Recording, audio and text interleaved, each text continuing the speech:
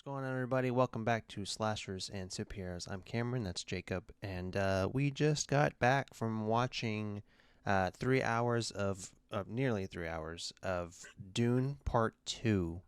One of the first blockbuster movies to come out this year. This is like the first big movie to hmm come out, and it's March 1st, so I mean, better late, better. I mean, it's a pretty early month for a blockbuster. I would because January and February usually just kind of Yeah, meh, a whole bunch of meh. So I was trying to think of what was like the first, maybe John Wick. I think was one of the first ones of last year, and it was around the same time. yeah. Yeah, So coming into this, we had very high expectations because the audience score was, I mean, the critic score was pretty high. It was at like a 97 at some point. It's at 94 now. But the yeah. The audience audience is at 95. audience is at Yeah. 95. hmm The Letterbox score is at 4.6. IMDb is at 9 out of 10. So it's like crazy bananas how much love this movie's been getting.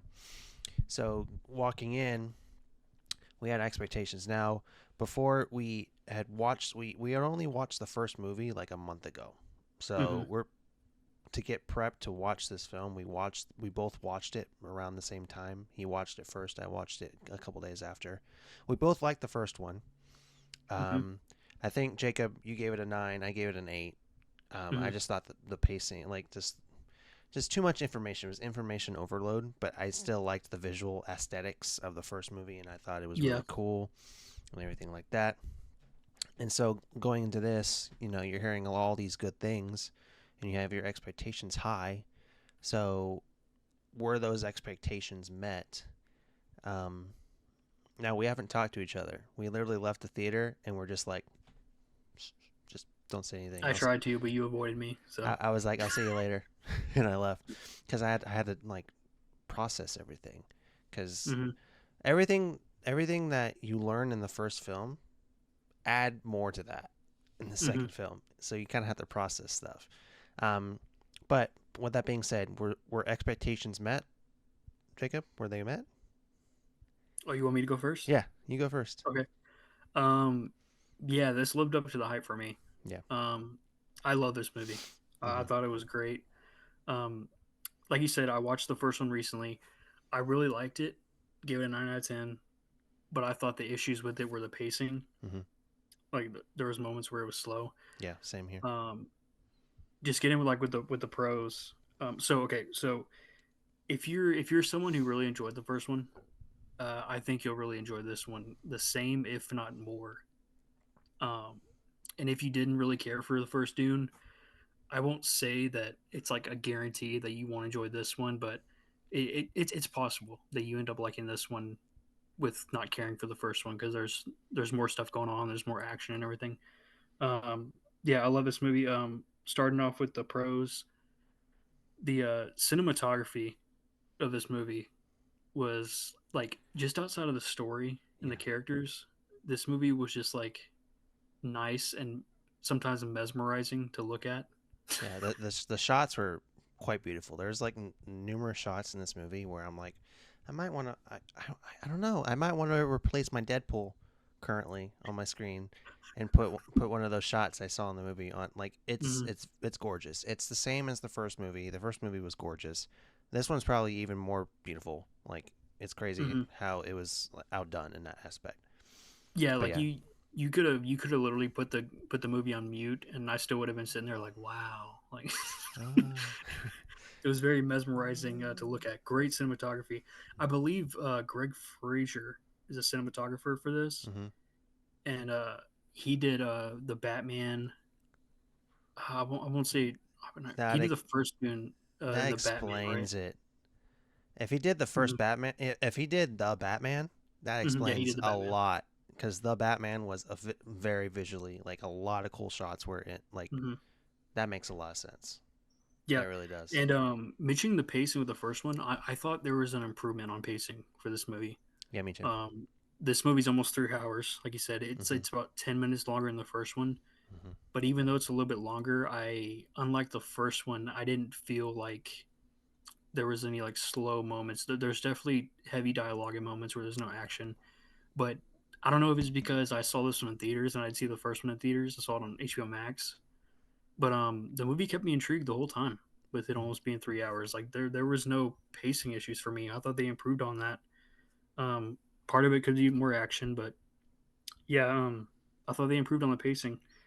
And then the performances across the board were great, Yeah. with the standouts for me being Timothy Chalamet as Yes. Paul Atreides, Yes. Very, very and much so. Austin Butler too Yeah. was like menacing and psychotic and terrifying. Yeah. Yeah. We'll talk about more And about him later.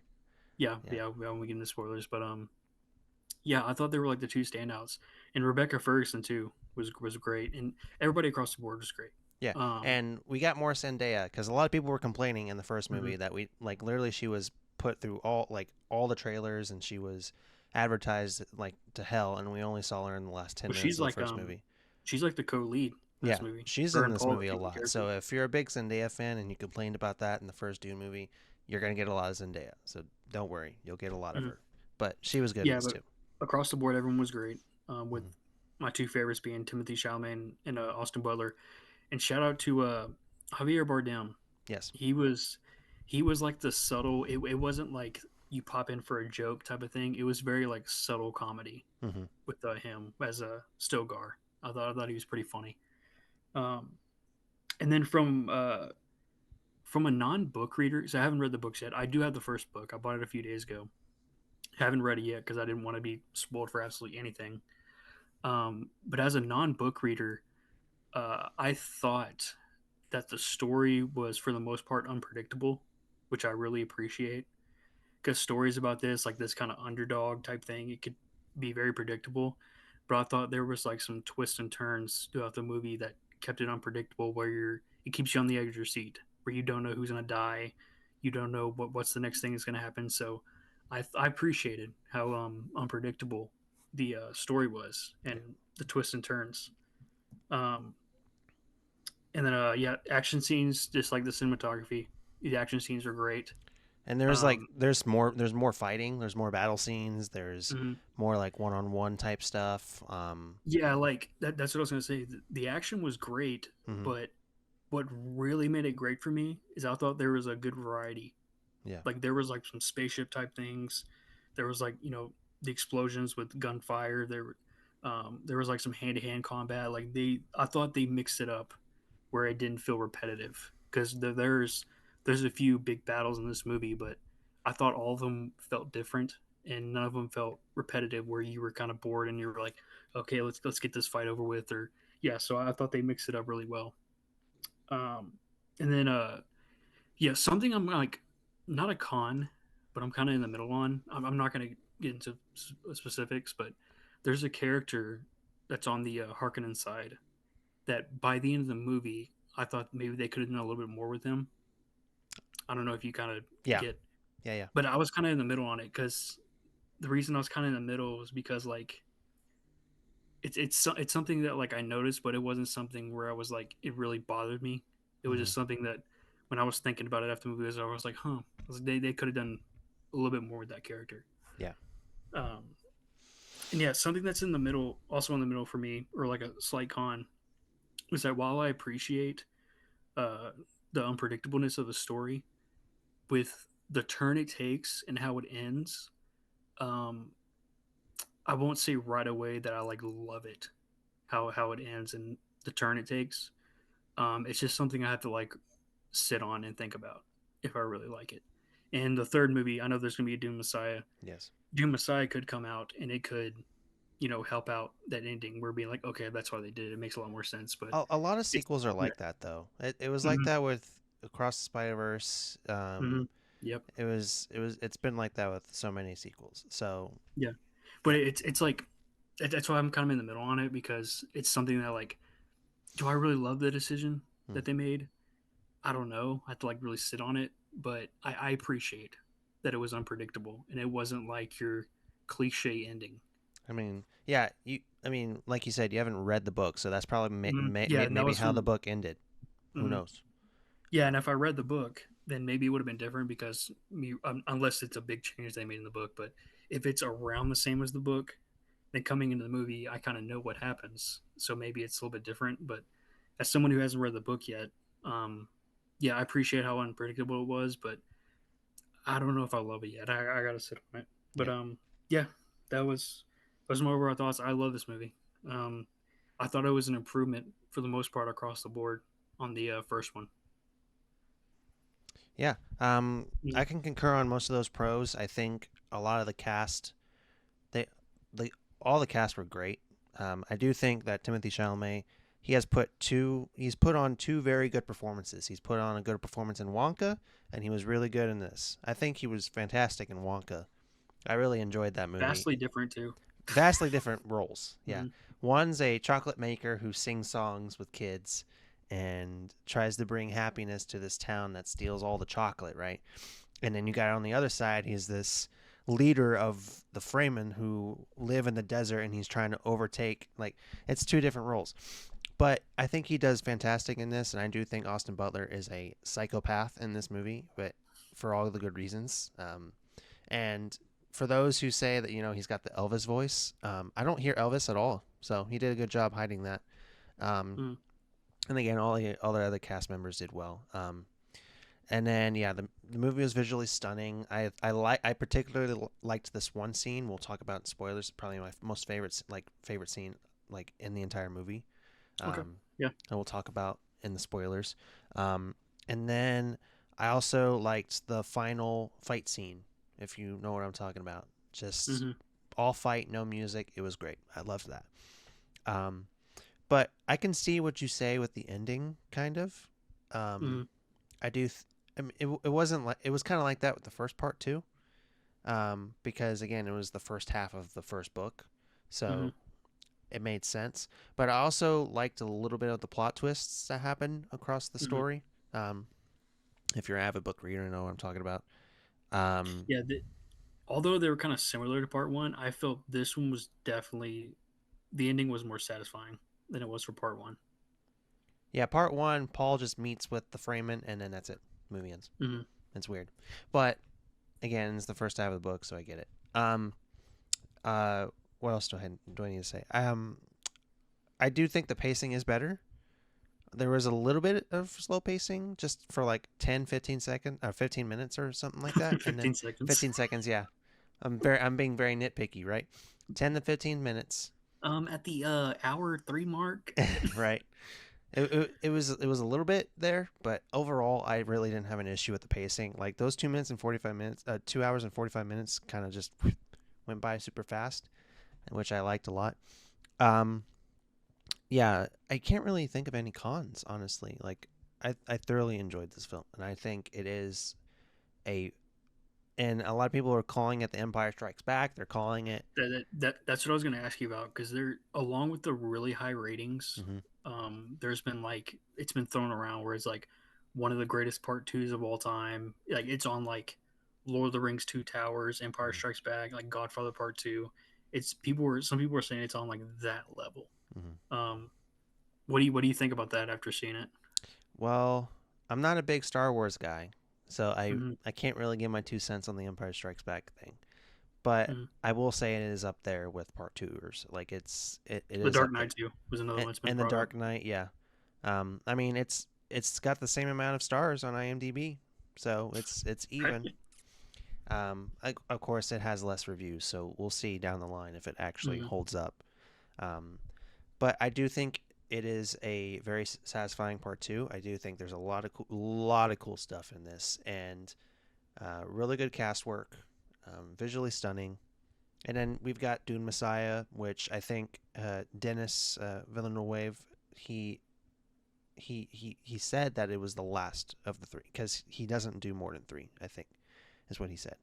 Yeah, Um, and from what I know, I could be wrong. Like, let us know in the comments if I'm wrong. But from what I know, Doom Messiah, which is the second book, mhm. that wraps up Paul Atreides' story, and then the books after that, Paul Atreides is an end. It's like a whole new story type thing. Right. So that makes sense for him being like, I'm gonna do one more movie, wrap up Paul Atreides' story, and have it to be a trilogy, And and if then Warner if Brothers anyone wants else to wants to continue keep doing it, the movies, then good.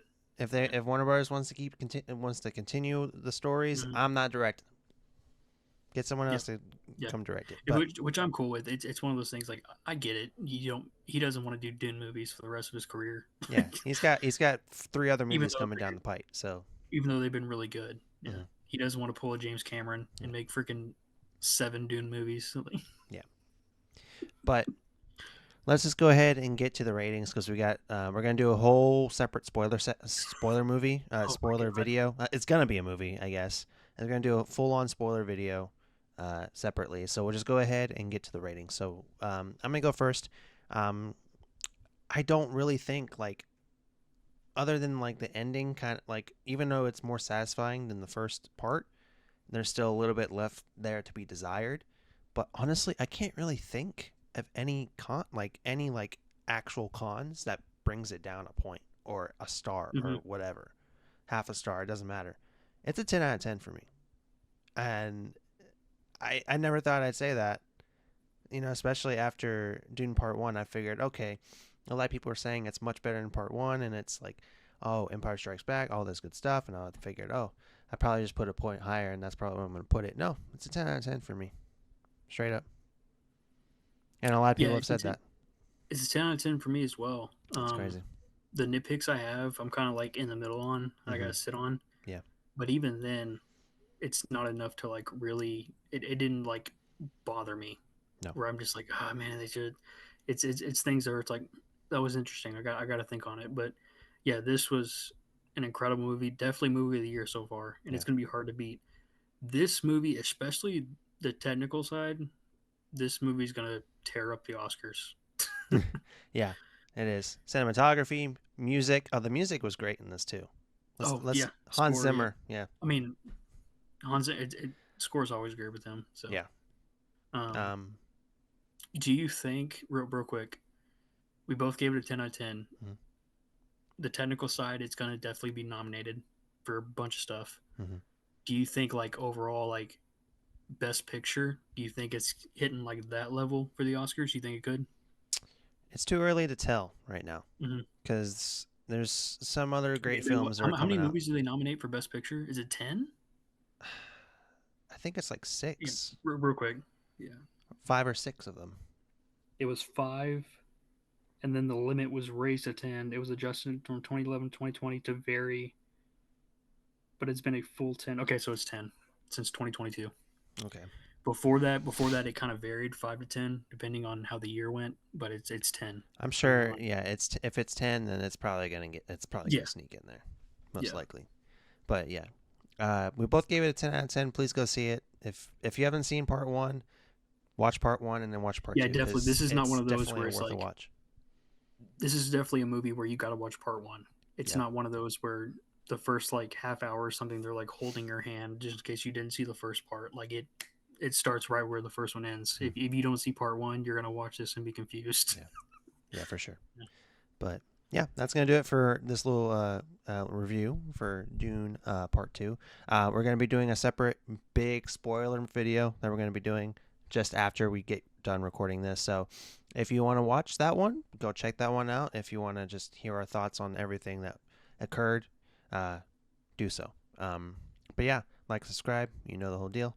I'm Cameron. This is Jacob, and we'll see y'all on the next Slashers and Superheroes. Bye bye.